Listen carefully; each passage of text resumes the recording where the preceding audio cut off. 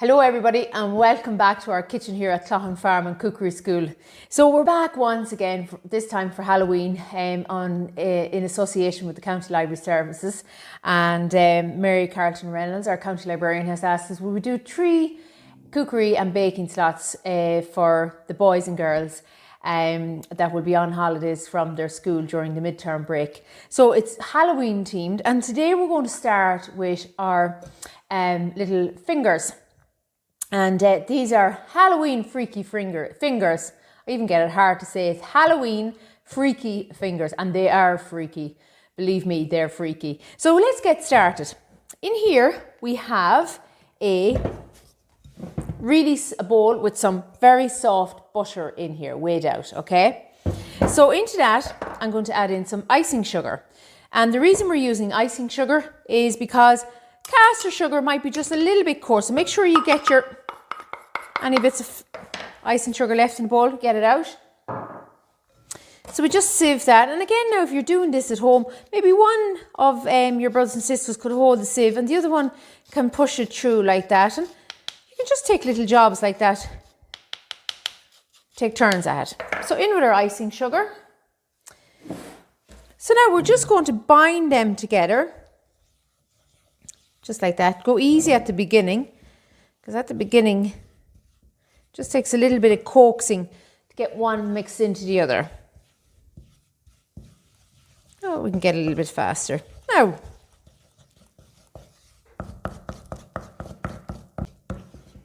so the more we beat butter and sugar, the paler it gets. So it doesn't have that yellow buttery look.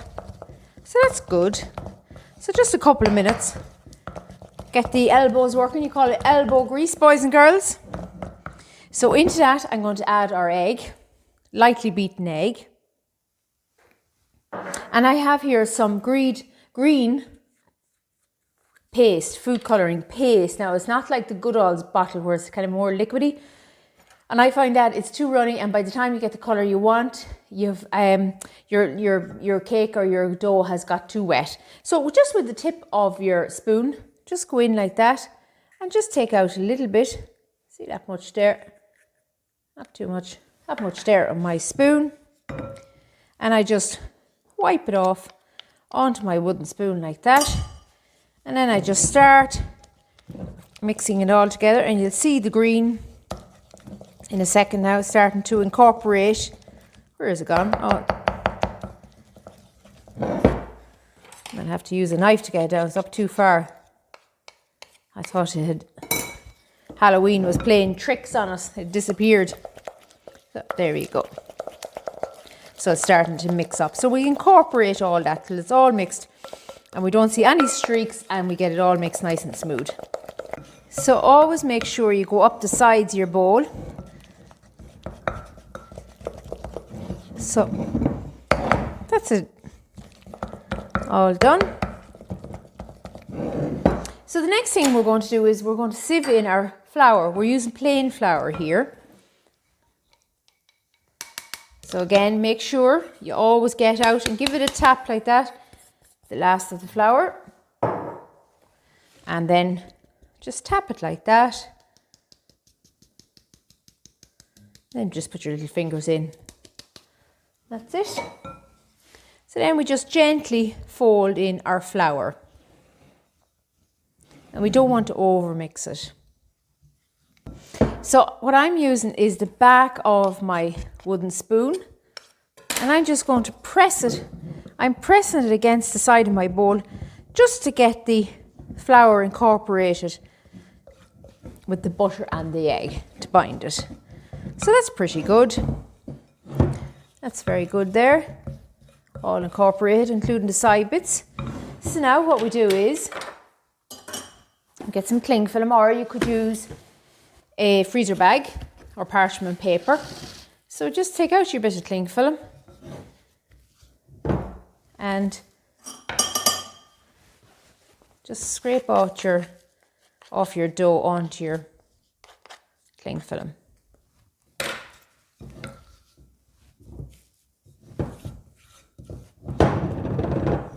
Making sure to take it all down off the sides again.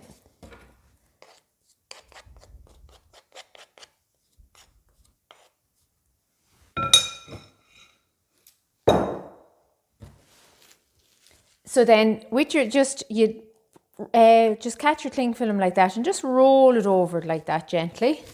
Cover it over. And we'll just tear off this piece here.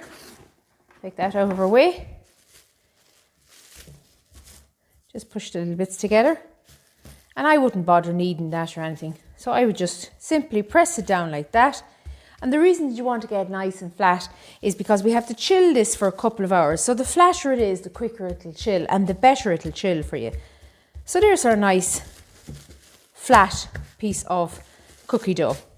So you can, if you don't want to use it in 2 hours time, you can chill it overnight. You can chill it for a couple of days in your fridge, which is absolutely fine. And you can bake then whenever you want. So let's go chill. So here's one I've made earlier, as they say, and I've had that chilling now for the last couple of hours myself. So we just remove the cling film, just like that.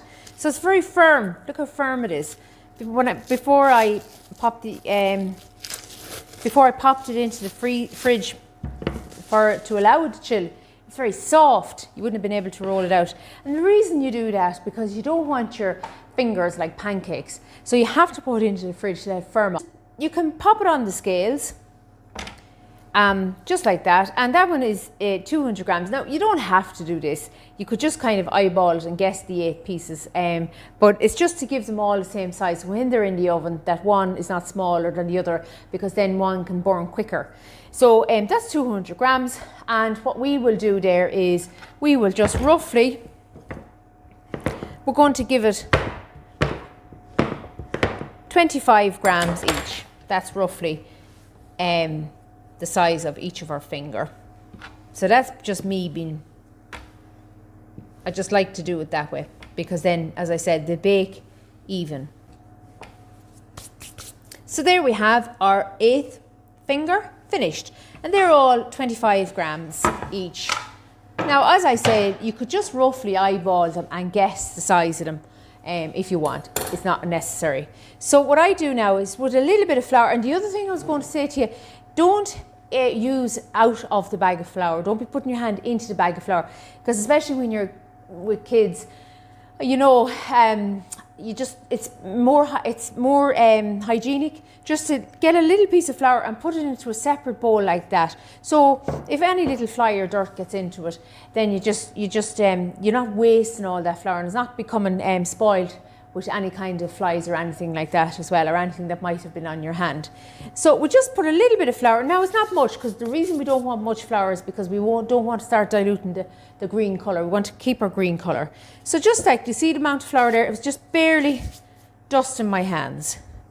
So just bring it together, just like that. Okay. So that's one. And then we have our oven preheating. So we just roll that out a little bit. And everybody can get their turn at home doing this.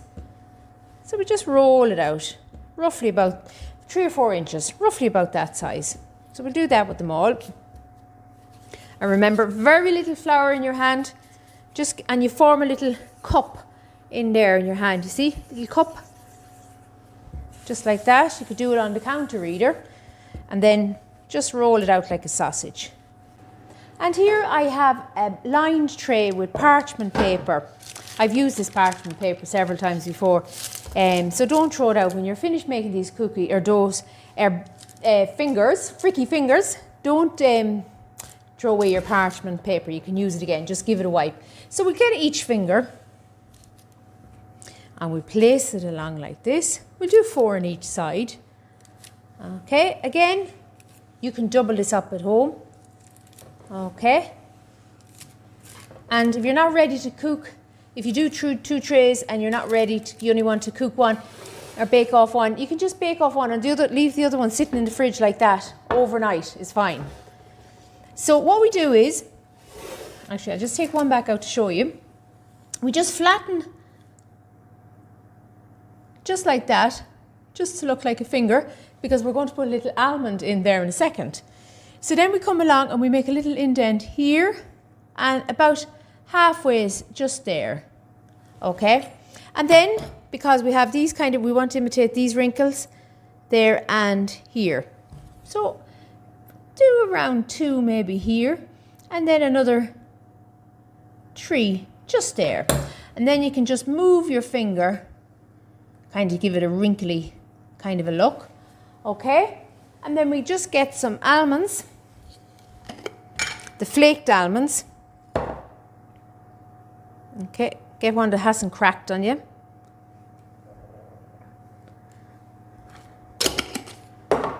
And you just pop that onto the tip, just kind of like, just push it in a little bit in there.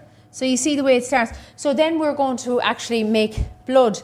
We'll take off that finger when it's baked and we'll put some jam, red jam in there, and it'll look really effective. The more you do, by the time it's finished, it really, really will look like a freaky fingers. So again, just tip slightly, not too much, in with your almond.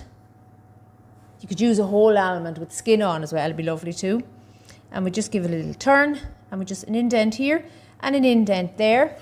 And again, just with the back of the knife, here and here, just to create the finger.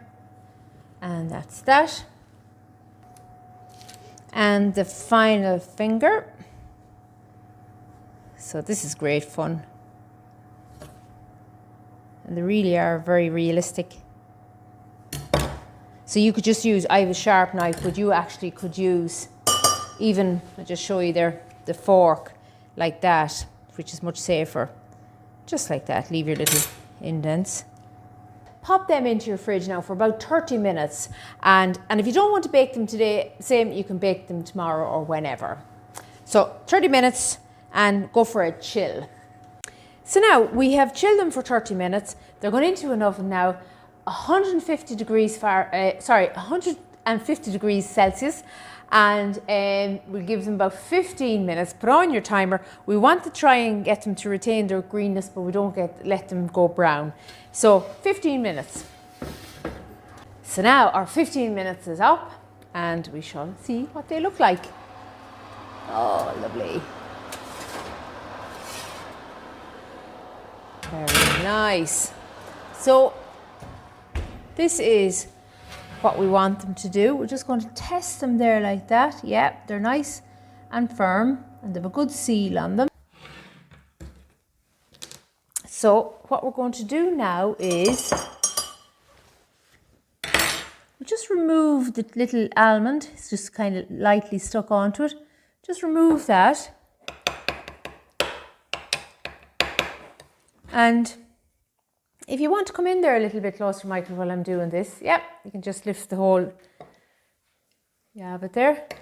So a little bit of red jam, just to give the effect. Just like that on the end of it.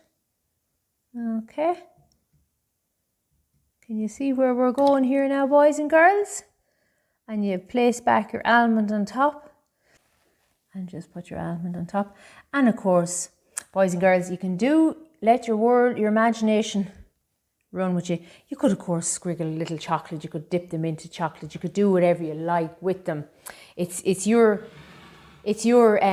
cooking experience. So be as experimentative as you like. And there is no rules when you're cooking.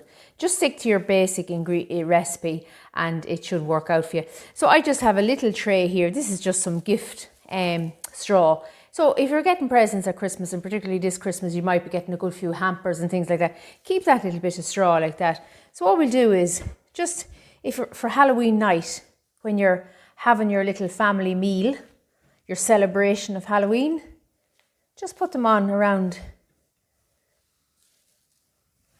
your table like that for your family to enjoy, with some witch's brew to wash them all down. So I have to decide now what I'm doing for my second class. But for Halloween, for what you'll be cooking with me for Halloween, for your dinner on Halloween night, is witches. Did I tell you, Michael, what we're cooking Halloween night for the boys and girls? We're going to do witches' eyeballs with wiggly worms. Imagine that. Wouldn't that be fabulous? Would you like that, Michael? Yeah. So come in here close and we'll just have a look. Don't they look delicious, Michael?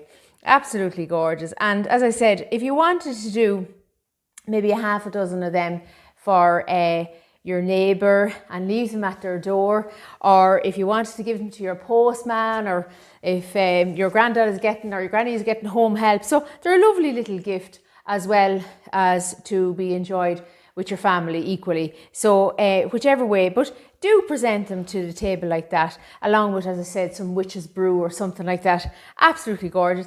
And it makes such an occasion of the whole thing. And when you grow up, you'll remember your little bit of cooking and baking that you did at home for the Christmas. You'll certainly remember Halloween, I should say. You'll certainly remember Halloween 2020.